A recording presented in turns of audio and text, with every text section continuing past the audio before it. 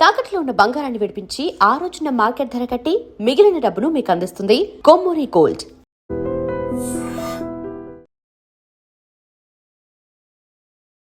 నమస్కారం, welcome to I dream. ధర్మ మార్గం విత్ విజిత కార్యక్రమానికి స్వాగతం.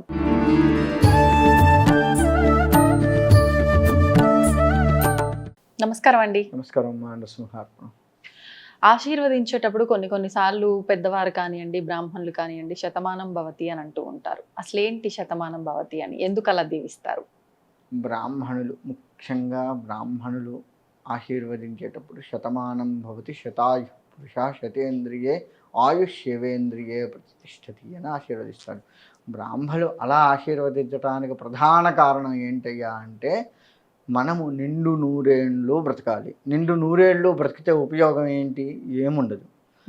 ఆధ్యాత్మిక పరంగా ఎదుగుతూ మనకి అంటే ఈ బ్రాహ్మణులు చేసేటువంటి ఆశీర్వచనం వెనక ఉన్నటువంటి అసలు రహస్యం ఏంటయ్యా అంటే, ఆధ్యాత్మిక పరంగా ప్రతి ఒక్కరూ కూడా ఇంకొక మెట్టు ఎక్కాలి అంటే ఆయుష్ ఉండాలి. ముఖ్యంగా ఆయుష్ ఉండాలి. ఈ ఆయుష్ ఉంటేనే కదా ఆధ్యాత్మిక పరంగా మెట్టెక్కి జన్మరాహిత్యాన్ని పొందేది. కాబట్టి ఇతనికి ఎంత ఆయుష్ ఉందో జాతకం చూస్తే కానీ తెలియదు. సరే, జాతకం చూడక ముందు కూడా ఫస్ట్ బ్రాహ్మణ కనపడంగా నమస్కారం అని చెప్పేసి వంగి నమస్కారం చేసినప్పుడు ఎంత ఆయుష్ ఉన్నా మనకు సంబంధం లేదు. అతన్ని ఆ విధంగా నిండుగా నూరేళ్ళు వర్ధిల్లు నాయన అని ఆశీర్వదిస్తే ఈ బ్రాహ్మణుడు అప్పటి వరకు చేసుకున్న పూజాఫలం తపశక్తి ఏదైతే ఉందో ఆ భగవంతుడు ఈ బ్రాహ్మడి ద్వారా అతనికి కలిగించి అతని ఆయుష్ పెంచుతాడు. తద్వారా సాధన పెరుగుతుంది. ఆ సాధన వల్ల జన్మరాహిత్యాన్ని పొందవచ్చు. అందుకని బ్రాహ్మణుడు శతమానం భవతి శతాయు పురుషేంద్రియ ఆయుష్యేవేంద్రియ ప్రతిష్ఠితి అని పిలుస్తారు. కానీ పెద్దవాళ్ళు చాలామంది సంతానం లేకపోతే సంతాన ప్రాప్తి రస్తు ఇవన్నీ కూడా అంటూ ఉంటారు. కానీ ముందు ఆయుష్ ముఖ్యము, ముందు ఇది ముఖ్యము. ఇది ఉంటే మనం ఏదైనా మన సాధన చేస్తూ ఇతరత్ర విషయాల వైపు మనం మొగ్గు చూపచ్చు. ఇది అసలు బ్రాహ్మణుడు శతమానం భవతిని ఆశీర్వదించడానికి ప్రధాన కారణం ఇది. అంటే జన్మరాహిత్యాన్ని పొందటానికి నీవు సాధన చేసుకోవటానికి నీకు ఇంకా ఆయుష్ భగవంతుడు కల్పిస్తూ ఉండాలి అని చెప్పేసి చెప్పడం అనమాట. దాన్ని మనం ఇవాళ పక్కదో అని పెట్టి చక్కగా తిని తిరగడం, సినిమాలకు వెళ్ళడం ఇటువంటి వాటికి వినియోగిస్తున్నామే తప్ప మనం నిజంగా భగవత్ సాధనకి ఏమాత్రం కూడా ఉపయోగించట్లేదు. ఉపయోగించిన కొద్దిసేపు కూడా మనస్సు సహకరించట్లేదు. ముందు మనస్సు సహకరించేట్లుగా చేసుకుంటూ ఉంటే తప్పకుండా ఆ ఆశీర్వచన ఫలం వల్ల మనం భగవంతుడి వైపు మొగ్గు చూపి జన్మరాహిత్యాన్ని పొందవచ్చు.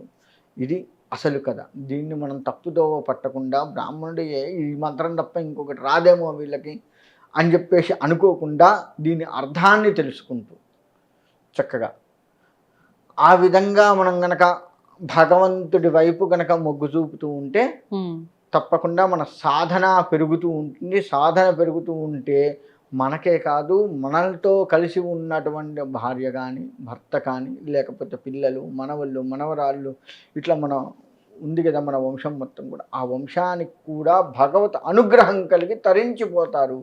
గుర్తుపెట్టుకోండి, ఏ ఇంట్లో ఒక్కడు గట్టి అనుష్ఠానపరుడు ఉన్నాడో ఆ ఒక్కడితోటే ఆగదు.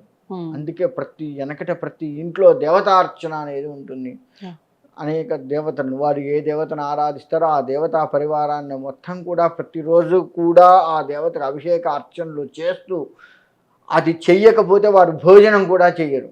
అది చేసిన తర్వాత ఈ భోజనం నివేదన పెట్టిన తర్వాత ఆ నివేదన పెట్టింది ప్రసాదంగా స్వీకరిస్తూ ఉంటారు వెనకట. ఇప్పుడు ఆ పరిస్థితి లేదు. ఇప్పుడు మళ్ళీ ఆ పరిస్థితి వచ్చి ఆ యొక్క వంశం మొత్తం కూడా అభివృద్ధిలోకి రావాలి అంటే ఆయుష్ ఉండాలి. అటువంటి ఆయుష్ నీకు కలిగి నువ్వొక్కడివే కాదు నీ వంశం మొత్తం తరించిపోవాలి అని కోరుకునే వాళ్ళల్లో ఏకైకంగా ఉండేటువంటి వాళ్ళు బ్రాహ్మణులు. నిస్వార్థంగా ఉండేవాళ్ళు బ్రాహ్మణులు. అందుకే బ్రాహ్మణులు శతమానం భవతి అని ఆశీర్వదించేది. దాన్ని అలా అర్థం చేసుకొని చక్కగా ఆ బాటలోకి మనం వెళ్ళాలి. అలా వెళ్ళకుండా ఉన్నంతకాలము ఈ సంసార చక్రంలో పడి తిరుగుతూనే ఉంటాము. ఎన్ని జన్మలకైనా మళ్ళా పుట్టడం చావడం, పుట్టడం చావడం ఇది జరుగుతూ ఉంటుంది. జన్మరాహిత్యాన్ని మనం ఎక్కడ పొందుతాం ఇంకా. కాబట్టి బ్రాహ్మణ ఆశీర్వచన ఫలం పూర్తిగా పొందాలి అంటే ఆధ్యాత్మిక సాధన కూడా మనకు కొంత అవసరము. Yeah. ఎప్పుడైతే మనం ఆ విధంగా ఉంటామో ఇటు బ్రాహ్మణ ఆశీర్వచన ఫలము భగవత్ అనుగ్రహము రెండు కలిగి మనము తరిస్తాము, మన వంశము తరిస్తుంది. గుర్తుపెట్టుకోండి, ఒక ఇంట్లో ఒక బ్రహ్మచారి ఉన్నాడు ఆ వంశంలో ఉన్నాడు అంటే ఆ బ్రహ్మచారి వల్ల తనకు ముందు తరాలు తన తర్వాత తరాలు కూడా తరిస్తాయి. గుర్తుపెట్టుకోండి. ఇప్పుడు ఇంట్లో ఒక ఇద్దరు అన్నదమ్ములు ఉన్నారు, ఒకడు బ్రహ్మచారి ఉన్నారు, తన అన్న పిల్లల వంశం మొత్తం కూడా అభివృద్ధి అవుతుంది. లేదు అక్క చెల్లెళ్ళు ఉన్నారు, వాళ్ళ వంశమైనా అభివృద్ధి అవుతుంది. తను ఒక్కడే ఉన్నాడు, తనతో అభివృద్ధి అయ్యి తర్వాత తన వంశం వారు ఎక్కడైతే ఉంటారో, తన పేరు గలవారు కావచ్చు, తన గోత్రం గలవారు కావచ్చు, తన యొక్క వాళ్ళు ఎవరైతే ఉన్నారో వారి వైపుకి ఈ వంశం తరించడానికి ఆస్కారం ఉంటుంది. గుర్తుపెట్టుకోండి, తన శిష్యులు ఎవరైతే ఉన్నారో, ఇప్పుడు బ్రహ్మచారి తనకు తర్వాత వంశం లేదు కదండి అంటే తన శిష్యులు ఉన్నారు కదా, ఆ శిష్యులు కూడా తరించిపోవడానికి ఆస్కారం ఉంటుంది. ఒక బ్రహ్మచారి అంత గొప్పవాడు. వాళ్ళ బ్రహ్మచారి అంటే మనం చాలా చులకన భావంతో పెళ్లి కాలేదు అది ఇదని మనం చాలా చులకన భావంతో చూస్తాం. కానీ ఒక బ్రాహ్మణుడు బ్రహ్మచారిగా ఉన్నాడు అంటే తన జీవితం మొత్తం కూడాను ఇటు తనకున్న తల్లిదండ్రులను పోషించటము, అక్క చెల్లెళ్ళు ఎవరన్నా ఉంటే వాళ్ళని పోషిస్తూ చేస్తూ వాళ్ళ పెళ్ళిళ్ళు చేస్తూ ఇలా తిరుగుతూ ఉన్నప్పటికీ కూడా ఆధ్యాత్మిక పరంగా ఎక్కువగా ఉంటాడు. అటువంటి వాళ్ళ సాంగత్యం కూడా చాలా మంచిది. గుర్తుపెట్టుకోండి. అందుకని బ్రాహ్మణ సాంగత్యం చేస్తే మనమే కాదు మన తర్వాత వంశం కూడా తరించిపోతుంది. వాళ్ళ ఆశీర్వచన ఫలం కనుక మనకు ఉంటే, అందుకని శతమానం భవతి అని ఆశీర్వదిస్తారు. ఇది అసలు కారణం. నిజంగా అంటే ఆశీర్వచనానికి అంటే తప్పుగా అనుకోవద్దు, ఆశీర్వచనానికి అంత బలం ఉందా? ఉంటే అలా ఆశీర్వదించిన ప్రతి అంటే ఎవరినైతే ఆశీర్వదించారో వాళ్ళంతా కూడా మీరు అన్నట్టు అన్ని సంవత్సరాలు బ్రతికుండాలి కదా, మరి అలాంటి సందర్భాలు చూస్తున్నామా? ఫలితం ఖచ్చితంగా ఉంటుంది. ఆ ఫలితానికి నేను ముందే చెప్పాను, ఫలితానికి తగ్గ సాధన ఉండాలి. ఆశీర్వదించిన వారికి కూడా ఉండాలి. ఎవరికి? ఇప్పుడు ఉదాహరణకి నేను మిమ్మల్ని ఆశీర్వదించాను, మీరు కూడా దైవికంగా కొంత సాధన ఉంటే నా ఆశీర్వచన ఫలము మీ సాధన ఫలము రెండు కలిసి, ఇప్పుడు కలియుగంలో 120 ఏళ్ళు ఒక మనిషి ఆయుష్ ప్రమాణం.